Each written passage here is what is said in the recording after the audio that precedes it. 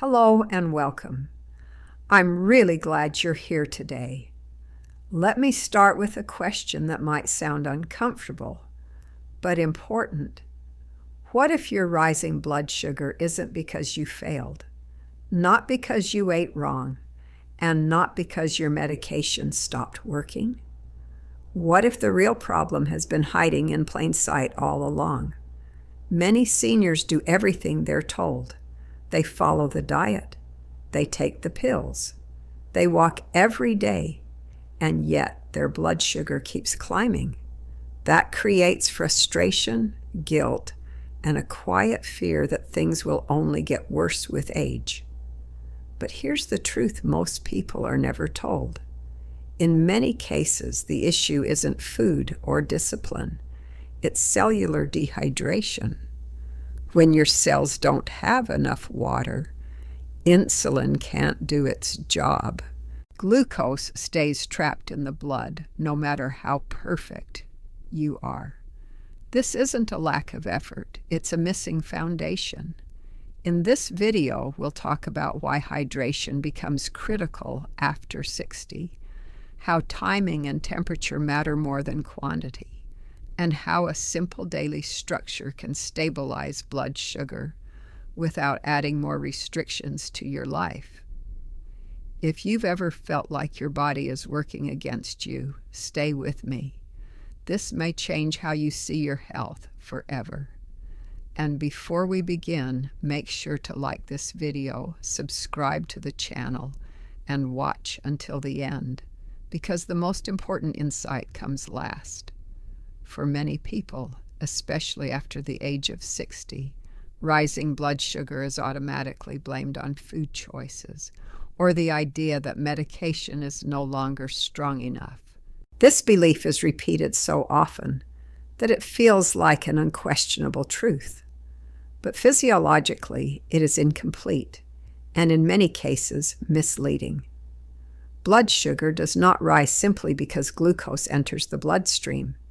It rises when glucose cannot enter the cells. Insulin's role is not to lower blood sugar directly, but to act as a signal that opens the door of the cell, allowing glucose to move inside and be used for energy. When this process works smoothly, blood sugar remains stable. When it doesn't, glucose accumulates in the blood and readings climb. Here is the critical piece most people are never told. For insulin to work properly, the cell itself must be adequately hydrated.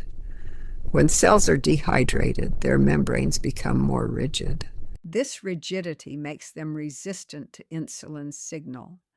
In simple terms, the key still exists, but the lock has become stiff. No matter how much insulin is present, whether produced naturally or supplied by medication, the message cannot get through effectively. This is why someone can eat the same meals, take the same medication at the same dose, and still see worsening numbers. The food didn't change. The treatment didn't fail. What changed was the internal environment of the body. Mild but chronic dehydration alters how cells respond at a fundamental level. As we age, this problem becomes more pronounced. Thirst signals weaken, kidney efficiency declines, and many common medications increase fluid loss. A person can be significantly dehydrated without ever feeling thirsty or noticing classic signs like dry mouth. Yet at the cellular level, the consequences are already unfolding. Reduced insulin sensitivity, unpredictable fasting glucose, and higher readings that seem to have no clear explanation. This is why focusing only on stricter diets or higher medication doses often leads to frustration. Those approaches address what is entering the bloodstream, but not whether the cells are physically capable of receiving it. Without restoring proper cellular hydration, every other strategy is forced to work against resistance. Understanding this shifts the conversation completely. Rising blood sugar is not always a sign of failure or progression. Often, it is a signal that the body lacks a basic condition it needs to function correctly. When hydration is restored in the right way, insulin can do what it was always designed to do, and blood sugar control becomes not only easier, but more predictable. One of the most damaging beliefs in diabetes management is the idea that worsening blood sugar means personal failure.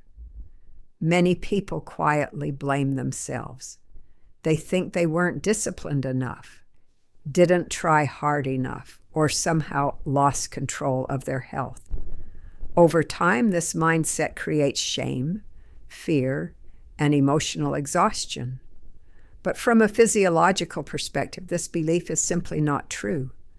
The human body is not designed to sabotage itself. Its systems are built to regulate, adapt, and survive. When blood sugar rises despite consistent effort, it is not a moral failure. It is a biological signal. The body is communicating that a required condition is missing, not that the person has done something wrong. Insulin does not work in isolation. It depends on a supportive internal environment to function properly.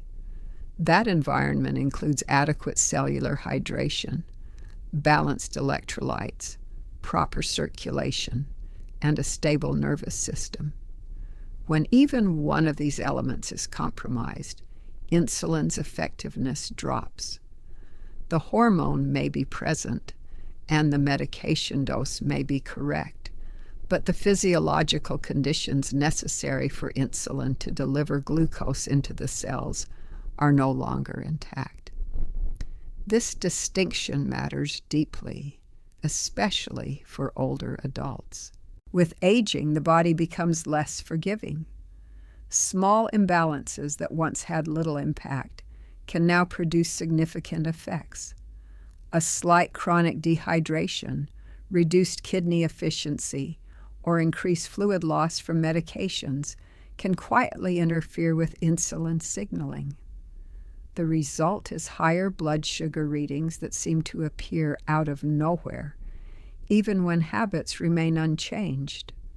When patients are told that their only options are stricter diets or higher medication doses, the message they often hear is, "You're not doing enough."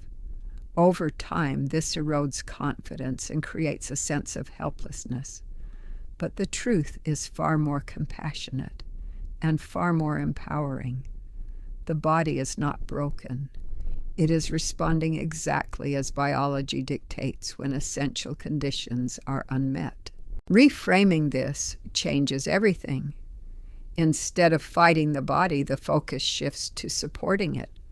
Instead of constant restriction, the goal becomes restoration. When the right physiological foundations are put back in place, insulin sensitivity often improves without additional punishment or pressure.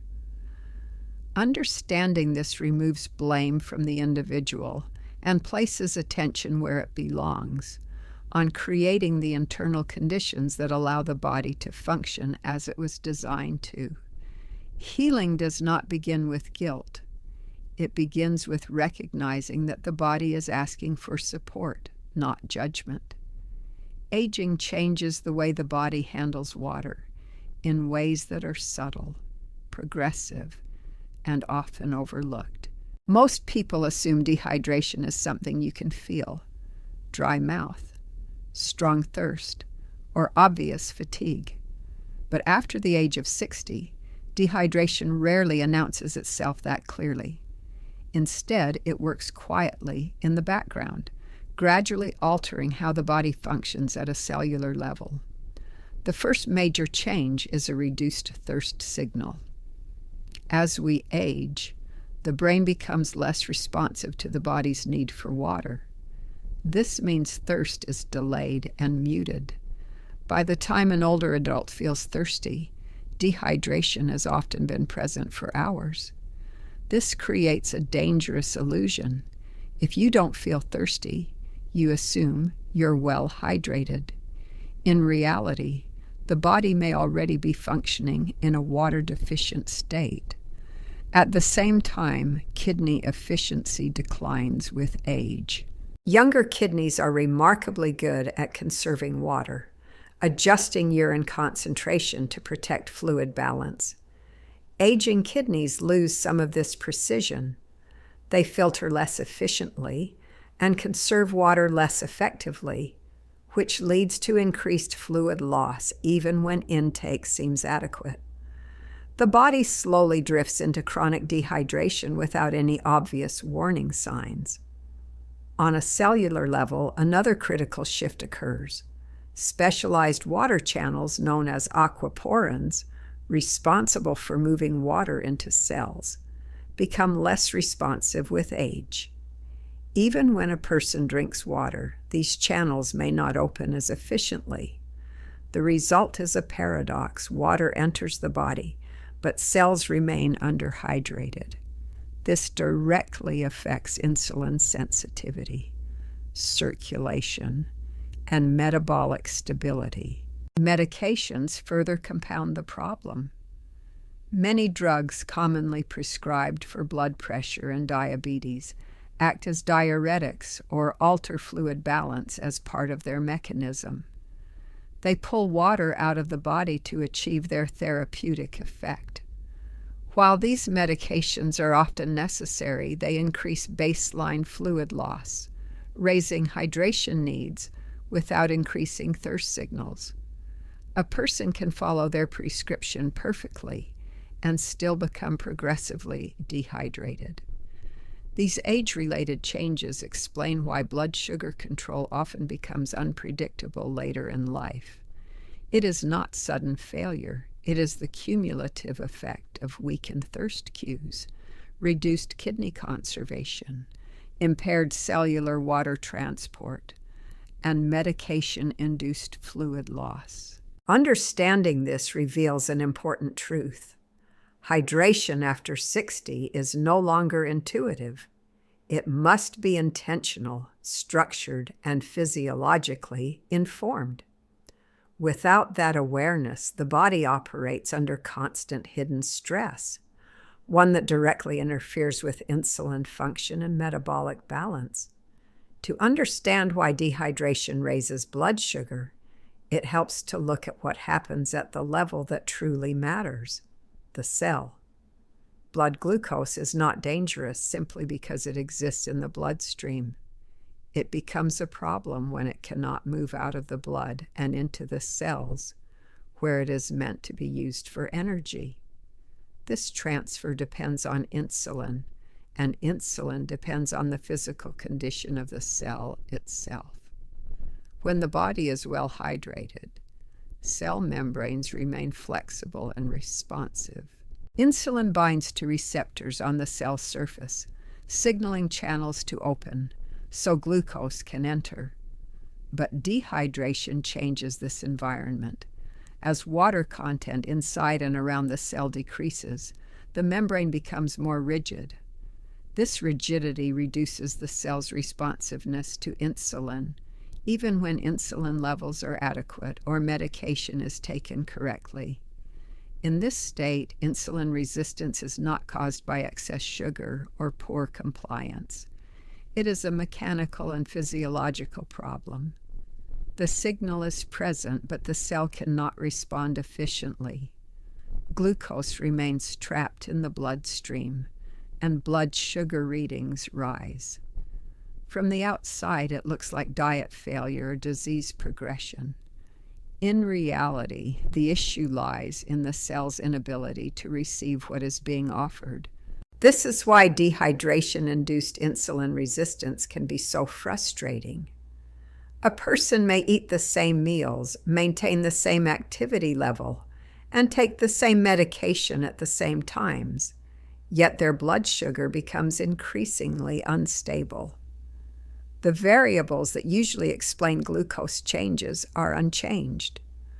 What has shifted is the internal state of hydration, which silently alters how cells behave.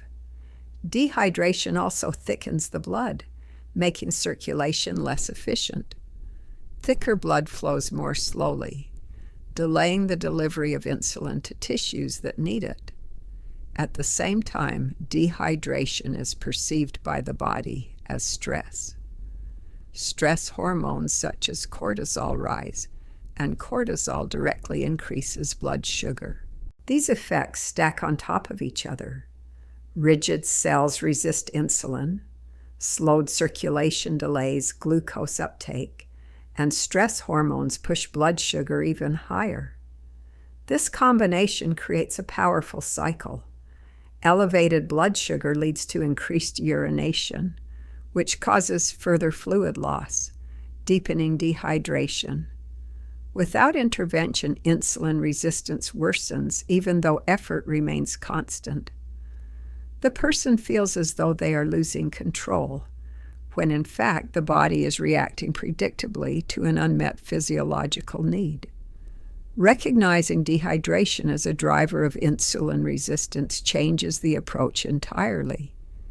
Instead of forcing the body harder through restriction or higher doses, the focus shifts to restoring flexibility at the cellular level. When cells regain adequate hydration, they soften, respond, and allow glucose to move where it belongs.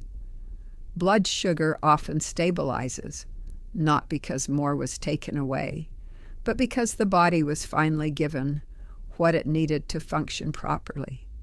After the age of 60, hydration mistakes are rarely dramatic. They are small, habitual, and socially accepted, which is exactly why they cause so much harm over time. Most people believe they are drinking enough, yet their bodies tell a very different story. These errors do not feel dangerous, but they quietly worsen insulin resistance and destabilize blood sugar day after day. The first common mistake is counting coffee, tea, or juice as water. While these beverages contain liquid, they do not hydrate the body in the same way plain water does. Coffee and many teas act as mild diuretics, increasing fluid loss rather than restoring it. Juice, even when natural, introduces a glucose load that can spike blood sugar while doing little to improve cellular hydration. Cells require water, simple, unflavored, mineral-supported water, to function properly. Substituting it with other drinks creates the illusion of hydration without delivering its benefits. The second mistake is drinking cold or ice-cold water, especially in the morning. After sleep, the body's core temperature is lower and circulation is slower. Introducing cold water at this time causes blood vessels to constrict.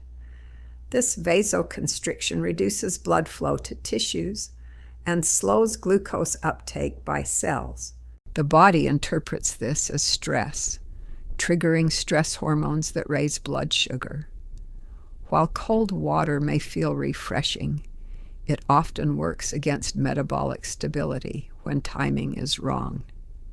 Room temperature or slightly warm water supports circulation and insulin sensitivity far more effectively, particularly in the early hours of the day. The third mistake is waiting to drink until thirst appears. Thirst is not an early warning system, especially in older adults. By the time thirst is noticeable, dehydration has already set in. Cells are already resistant, circulation is already impaired, and stress hormones may already be elevated. Drinking large amounts at this point becomes a reactive effort rather than a preventive one, often leading to frequent urination without true cellular rehydration. These patterns persist because no one explains their impact. Hydration is treated as a lifestyle suggestion rather than a metabolic requirement. Yet for aging bodies, hydration must be proactive, structured, and intentional. Without that structure, the body operates in a constant state of mild stress and inefficiency. Correcting these mistakes does not require perfection or radical change. It requires awareness. Understanding that not all fluids hydrate, that temperature affects physiology, and that thirst is a late signal allows the body to regain balance. When hydration is handled correctly, cells respond, insulin works more effectively, and blood sugar becomes steadier, often without changing anything else. For decades, blood sugar control has been framed almost entirely as a food problem. What you eat, how much you eat, and what you must avoid are placed at the center of every conversation. While nutrition absolutely matters, this narrow focus overlooks a deeper and more powerful truth. Blood sugar stability is determined by the cellular environment in which glucose and insulin operate. Glucose management does not begin on the plate. It begins inside the cell. Food only supplies the raw material. Whether that material is used efficiently or allowed to accumulate in the bloodstream depends on the conditions within the body. Hydration status, circulation, electrolyte balance, stress hormones, and cellular flexibility all shape how glucose is handled long before food choices become relevant. When the cellular environment is healthy, insulin works with minimal effort. Cells open easily, glucose moves smoothly inside, and blood sugar remains stable, even with minor dietary imperfections. But when the environment is compromised, no amount of restriction can fully compensate. Meals that once caused no issue suddenly lead to spikes. The same foods produce different results on different days. This inconsistency is not random. It reflects changes in the internal terrain, not failure in food discipline. Focusing only on food often leads people to progressively restrictive patterns. Portions shrink. Enjoyment disappears. Anxiety around eating increases. Yet blood sugar may continue to rise because the core issue has not been addressed. This creates a cycle of frustration where effort increases but results do not. The problem is not that food is irrelevant.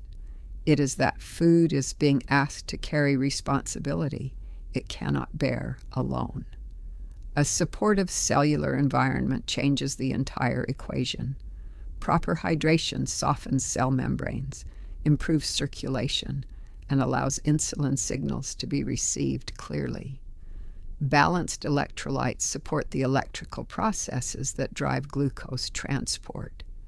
Reduced physiological stress lowers cortisol, preventing unnecessary glucose release into the bloodstream. Together, these conditions create stability. This perspective is especially important with aging. Older bodies are less adaptable to stress and less tolerant of imbalance. Small disruptions in hydration or circulation can outweigh dietary precision. That is why someone can eat perfectly and still struggle, while another person with a more supportive internal environment maintains steady readings with greater flexibility. Understanding blood sugar as an environmental issue is liberating. It shifts the goal from constant restriction to intelligent support. Instead of fighting the body, the focus becomes creating conditions where the body can succeed. When the cellular environment is right, food becomes a partner rather than a threat, and blood sugar control becomes not only achievable, but sustainable. Once we understand that blood sugar stability depends on the cellular environment, the next question becomes practical. How do we restore that environment in real life? This is where the WTR protocol comes in, a simple physiology-based approach to hydration that focuses not just on drinking water, but on drinking it correctly. The first element is water quality. Water is not merely a fluid. It is a delivery system. For water to move from the bloodstream into the cell, it requires minerals, especially sodium, potassium, and magnesium. These minerals support the electrical signals that allow insulin to communicate with the cell membrane. Without them, water passes through the body without fully hydrating cells. This is why some people drink large amounts of water, yet remain dehydrated. Clean, filtered water is ideal, but just as important is mineral support. A small pinch of natural sea salt or trace mineral drops is often enough to dramatically improve cellular hydration without complexity or expense. The second element is timing, which is far more important than total volume. Random drinking throughout the day produces inconsistent results.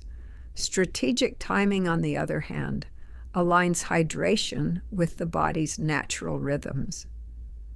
Drinking water at specific moments, such as after waking, before meals, and during key circulation windows, improves blood flow, reduces stress hormone release, and enhances insulin sensitivity. This is why two people can drink the same amount of water and experience completely different blood sugar outcomes. The difference is not quantity, but timing. The third element is regulation and adaptation. The body does not instantly adjust to structured hydration. In the early phase, increased urination is common. This is not a problem. It is a recalibration.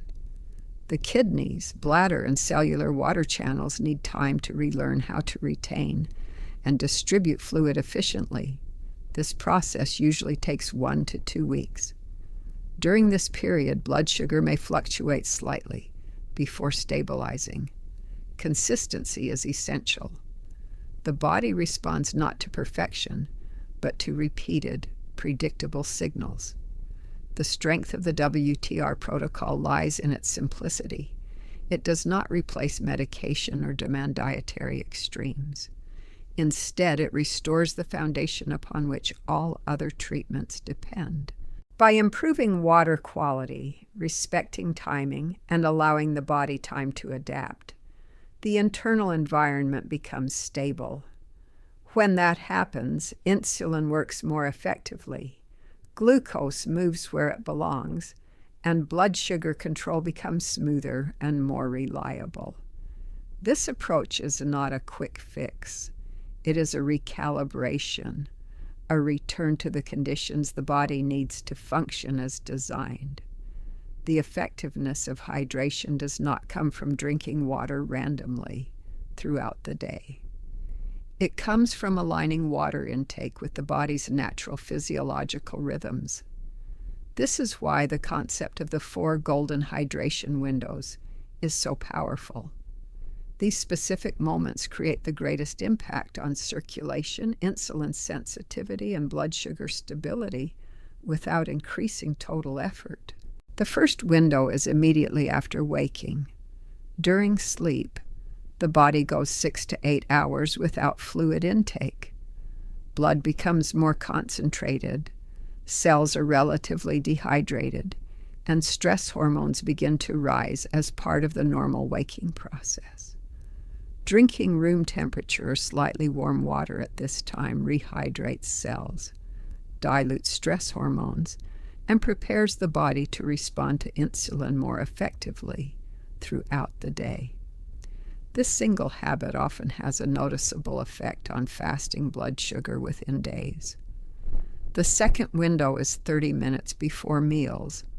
Drinking water before eating improves blood flow to the digestive system and slows the absorption of carbohydrates. This leads to smoother post-meal glucose curves rather than sharp spikes. Importantly, this is not about filling the stomach to eat less. It is about creating the right internal conditions so glucose can be handled efficiently once it enters the bloodstream. The third window occurs mid-morning and mid-afternoon. These are the periods when mild dehydration commonly sets in without being noticed. Circulation gradually slows, and blood sugar may become more variable. Strategic hydration at these times maintains blood volume, supports consistent insulin delivery, and prevents the stress response that often drives unexplained glucose fluctuations later in the day. The fourth window is 2 to 3 hours after the evening meal. This timing supports kidney function overnight while minimizing sleep disruption. Drinking too late can fragment sleep due to frequent urination, which raises cortisol and worsens morning blood sugar. This window strikes the balance, providing enough fluid for overnight metabolic processes without creating nighttime stress. Together, these 4 windows create predictability. The body learns when water is coming and adapts by improving cellular uptake and retention. Blood sugar becomes more consistent, not because more water is consumed, but because water arrives when the body can use it best. Over time, this structured rhythm restores balance and makes glucose control feel less like a struggle and more like a natural process. Water temperature may seem like a small detail, but for blood sugar regulation, especially in older adults, it plays a surprisingly important role. The body responds to temperature as a form of stress or support, and that response directly influences circulation, hormone release, and insulin sensitivity. In the morning, the body is in a vulnerable metabolic state. Core temperature is lower after sleep, circulation is slower, and stress hormones such as cortisol are naturally rising to help the body wake up. Drinking cold or ice-cold water at this time creates an additional stress signal. Blood vessels constrict in response to the cold, reducing blood flow to tissues. When circulation slows, insulin and glucose are delivered to cells less efficiently, increasing the likelihood of elevated blood sugar readings. Cold exposure also triggers a mild stress response. The body works to warm the water and stabilize internal temperature, which can increase cortisol release. Cortisol raises blood sugar by signaling the liver to release stored glucose into the bloodstream. For someone already dealing with morning glucose variability, this can amplify the dawn effect and push fasting numbers higher than expected. Room temperature or slightly warm water has the opposite effect. It supports circulation rather than restricting it. Blood flows more freely, insulin signaling improves, and cells are more receptive to glucose. Warmth tells the nervous system that conditions are safe and stable, reducing unnecessary stress hormone output.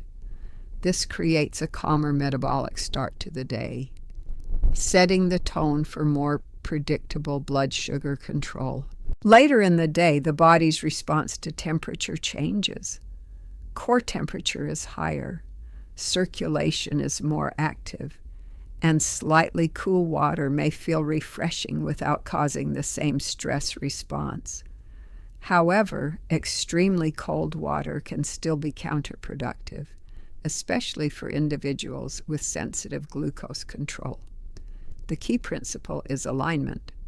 Morning hydration should support warmth, flow, and calm. Cold water may be refreshing, but timing matters. When temperature is matched to physiology, hydration becomes a tool for stability rather than an accidental trigger for blood sugar spikes. It is essential to be clear and responsible about the role of hydration in blood sugar management. Proper hydration is not a cure, and it is not a replacement for medication. Diabetes is a complex metabolic condition, and for many people, medication is necessary and life-saving. The purpose of structured hydration is not to eliminate treatment, but to help that treatment work as effectively as possible. Medications such as metformin, insulin, and other glucose-lowering drugs rely on circulation to reach their target tissues. When the body is dehydrated, blood becomes thicker and flows more slowly. This delays the delivery of medication and reduces its ability to act where it is needed. Even the most carefully prescribed dose can appear ineffective if it cannot circulate efficiently or reach insulin-resistant cells. Hydration also affects how the body responds to medication signals. Insulin, whether produced by the body or injected, communicates with cells through receptors and electrical pathways that depend on proper fluid and electrolyte balance. When cells are dehydrated, this signaling becomes weaker. Hydration restores the internal environment that allows medications to do the job they were designed to do. In many cases, people notice improved blood sugar control without changing their medication dose, simply because their body can finally respond. This can be empowering, but it must be handled carefully. Any adjustment to medication should only be made under medical supervision. As hydration improves circulation and insulin sensitivity, some individuals may eventually require less medication, but this is a clinical decision, not a personal one. There are also important safety considerations. People with heart failure, kidney disease, or those taking diuretics need professional guidance when changing fluid intake. Hydration must be balanced, not excessive. The goal is physiological support, not overload. The correct mindset is partnership, not replacement. Hydration creates the conditions that allow medication, nutrition, and movement to work together. When these elements are aligned, blood sugar management becomes more stable and less stressful. This is not about doing less. It is about making what you are already doing finally work the way it was meant to. True health is not built on short-term fixes. It is built on habits that the body can maintain year after year without strain. This is where structured hydration stands apart from many other approaches to blood sugar control. It is not a temporary intervention or a strict program. It is a sustainable foundation that supports healthy aging and long-term independence. When hydration is handled correctly, it becomes automatic. It does not require constant decision-making, emotional effort, or restriction. Like brushing your teeth, it becomes part of daily rhythm. This matters deeply as we age. Sustainable habits preserve energy, reduce mental burden, and create consistency. 3 elements essential for long-term metabolic stability. Over time, proper hydration strengthens resilience.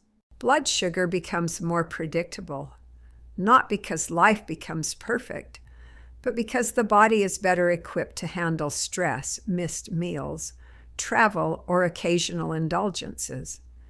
This flexibility is critical for quality of life. Control that relies on constant vigilance is fragile. Control that rests on a strong physiological foundation is durable. Hydration also supports systems beyond glucose regulation. It protects kidney function, supports circulation, improves digestion, and reduces cardiovascular strain. These benefits compound over years, contributing to healthier aging rather than merely managing a single lab value. As physical stability improves, so does confidence. The confidence to remain active, engaged, and independent. Perhaps most importantly, this approach shifts the relationship with the body. Instead of fighting decline, it supports adaptation. Aging does not mean surrendering control. It means working with biology rather than against it. Hydration respects that reality by meeting the body's changing needs without forcing extremes. Long-term independence is not preserved by complexity. It is preserved by consistency. By maintaining the conditions that allow insulin to work, energy to flow, and systems to communicate effectively, hydration becomes more than a habit. It becomes a form of quiet self-reliance.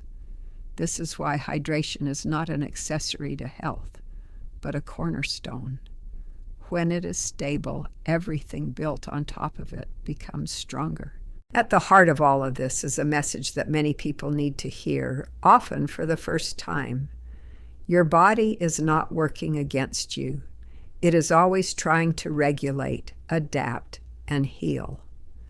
When blood sugar rises or becomes unpredictable, it is not a sign of failure, it is feedback. The body is signaling that the internal conditions it depends on are no longer optimal. Insulin does not fail on its own.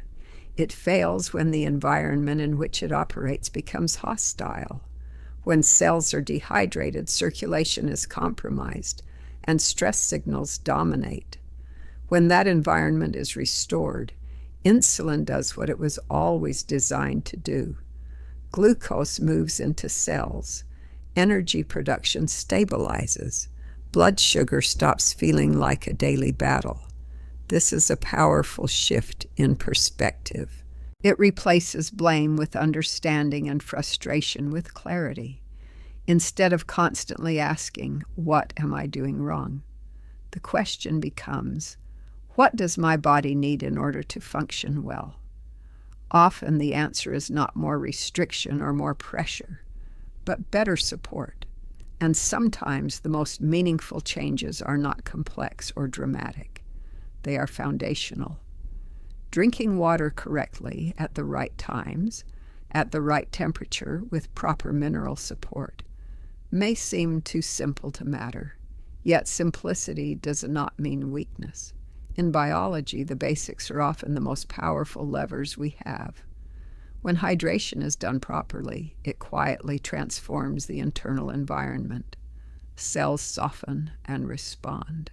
Stress decreases. Systems begin to communicate clearly again. What once felt like decline begins to feel like stability, not because the body was forced into submission, but because it was finally given what it needed. This is not about chasing perfection. It is about restoring balance. When the foundation is right, everything built on it becomes easier.